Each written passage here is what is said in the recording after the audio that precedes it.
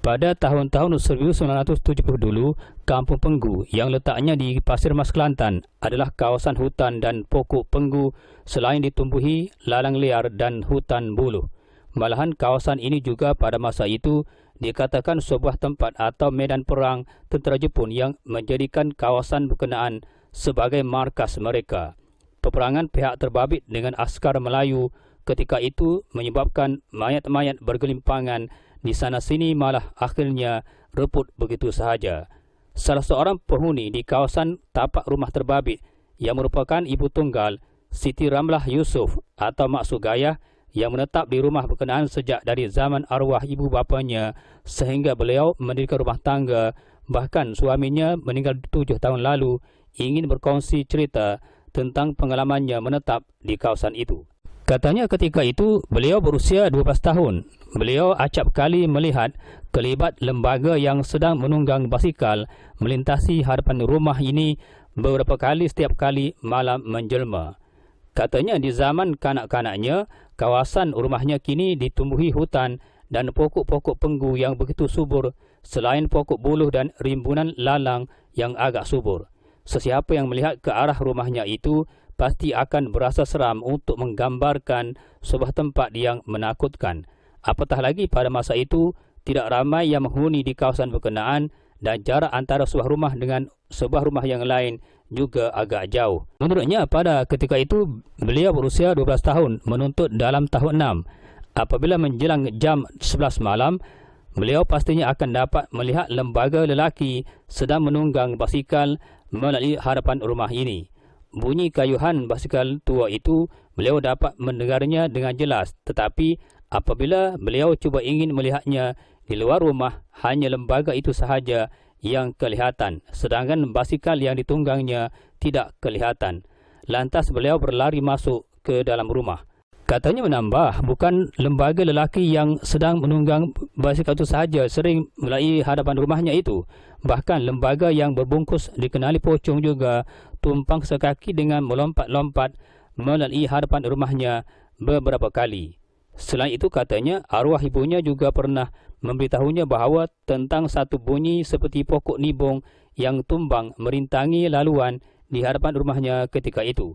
Pada hematnya, beliau percaya gangguan makhluk halus berkenaan disebabkan ada segelintir penduduk kampung berkenaan pada masa itu yang membelah hantu raya dan anak kerak atas dasar pribadi. Kediaman yang didudukinya kini ketika hayat ibunya pernah memaklumkan kepadanya bahawa tapak rumahnya sekarang adalah tanah perkuburan selain kawasan laluan dan markas tentera Jepun pada tahun 1941 dulu. Beliau percaya kawasan tapak rumahnya sekarang ini pada ketika itu adalah kawasan lapang tempat Jepun menanam mayat atau menyembunyikan peluru dan senjata milik mereka ketika tercetusnya peperangan dengan askar-askar Melayu yang ingin membebaskan tanah Melayu dari penjajahan Jepun itu.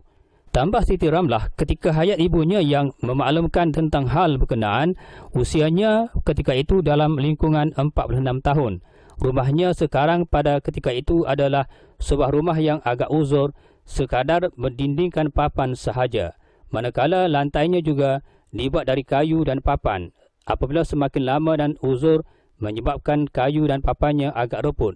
Katanya pernah ada di antara anak-anaknya yang terjatuh ke bawah rumah berikutan, lantai kayu dan papannya telah reput lalu patah.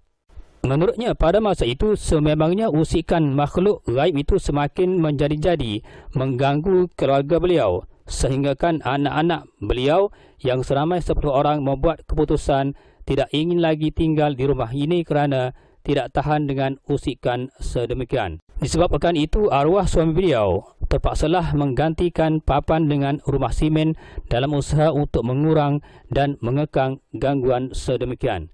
Namun suami beliau menghembuskan nafasnya yang terakhir hasrat untuk menggantikan rumah papan yang uzur tidak kesampaian. Siti Ramlah berkata, gangguan makhluk halus berkenaan semakin menjadi-jadi.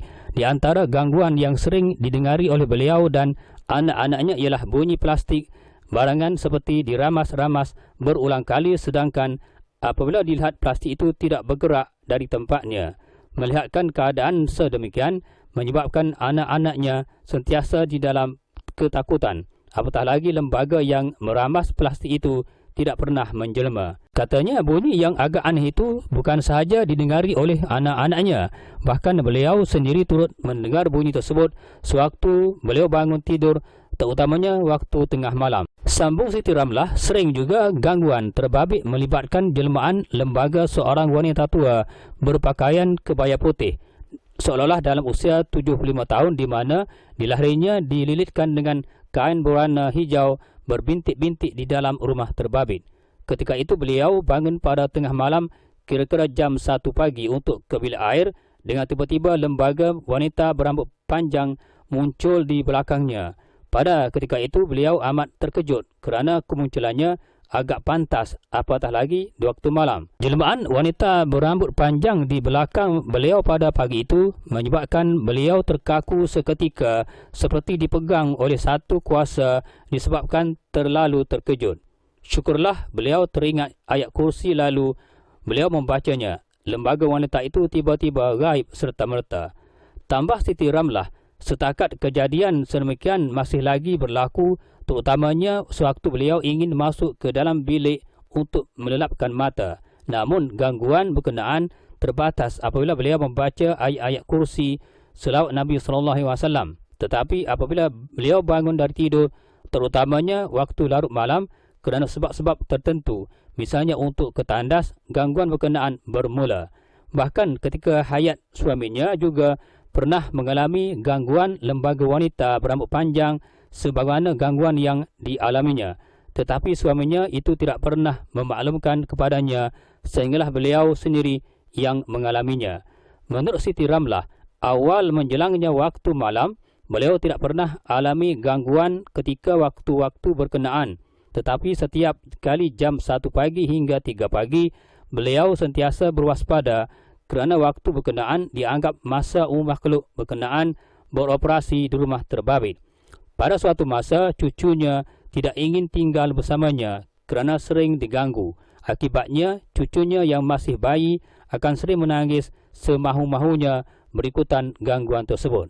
Apabila ditanya tentang anak-anaknya yang masih kanak-kanak, jika terlalu gembira dan bersukaria dengan gelak ketawa, adakah mereka diganggu?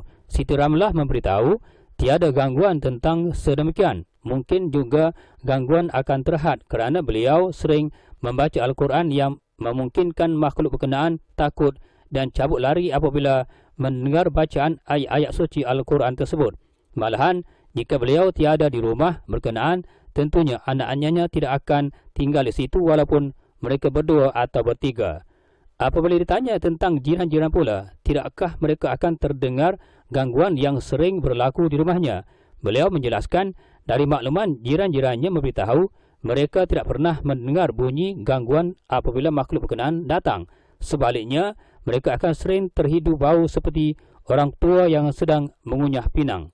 Tambah Siti Ramlah lagi, disebabkan sering diganggu pada setiap kali jam 1 pagi, beliau kemudiannya mendapatkan khidmat pengamal rawatan alternatif dalam usaha untuk mengekang dan membendung gangguan di rumahnya itu.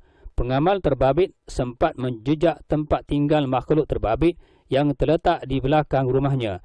Amat jelas katanya, tapak rumah yang dihuninya sekarang pada masa dulu adalah kawasan Jepun berperang ketika cuba menjajah tanah Melayu, khususnya di Kelantan, di mana pada masa itu kawasan tapak rumahnya kini adalah kawasan pokok lalang yang tumbuh subur selain sebuah tempat yang menakutkan.